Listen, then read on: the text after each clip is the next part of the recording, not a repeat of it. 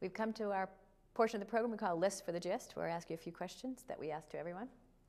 The first question is, what is your favorite book? I really have two favorite books. One is by Dostoevsky, which I read at probably 17 or 18, called Notes from the Underground. And I thought it was my biography, and I was shocked that somebody had knew my whole life, and I was only 17 or 18. Wow. And it's about being the weakest human being you can imagine. And then a few years later, I read Thus Spake Zarathustra by Nietzsche, which is about the best possible human being. And my life has always been bouncing back between those two ideas. So I read both of those regularly. Yeah. Depending on if you feel the worst of times, the best of times? Yeah, when I get too much into my own self, I read Notes from the Underground, remember. Hmm. At what age did you become an adult, and what happened to make it so? Yeah, I'm still hoping.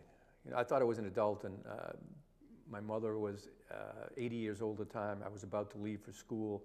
I had been sick all weekend and coughing, and she said, "Where are you going?" I says, "Well, I'm going to school." She said, "You can't go to school sick like that." I says, "Well, I'm 62 years old. Don't you think I can make that decision?" And she said, "Obviously not." So not I still have my doubts. You're working on it. Yeah. What was the first car that you owned? Beautiful 1957 MGA. Yeah, gorgeous car. Do you have memories from that car, or just that you were happy to? I mean, it was just so thrilling to have a car. I paid $700 for it.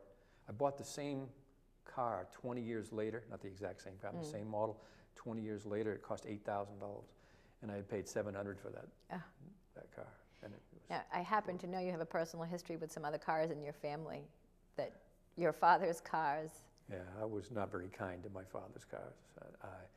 My father, who was a teacher and director of athletics in Westwood, went away to our summer place for the summer, left me home to work, and left me with his '53 Chevy, which was in need of a little repair. So I had friends who did body work, and I took it to their body shop, and we nosed it, decked it, channeled it, chopped it, painted it into this gorgeous blue color, and I drove it proudly down to Plymouth to the cottage and called my father out and said, "Look, Dad," and he was horrified, speechless, and just turned his back and walked away. I thought he would love it, but he didn't. But it gained me great advantage. He never drove the car again. He used to walk 5 miles to work and back every day rather than drive that car to the teacher's parking lot. And he let you drive it? He let me have it, yeah. Let me drive it. What is the best advice you ever got, whether you followed it or not? What do you think was the best advice someone ever gave you? You know, there's a funny saying that it says, good advice is seldom given and even less often taken. And I think that's true, but your grandfather had a piece of advice which went, it's nice to be important, but it's more important to be nice. And I thought that was always a good way to look at life. Yeah.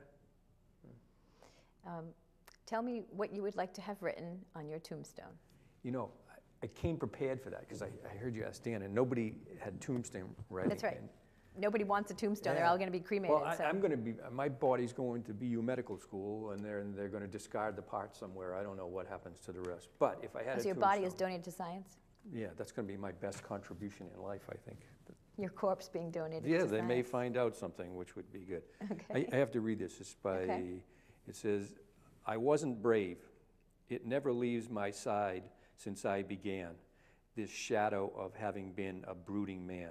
It's from a poem by Borges.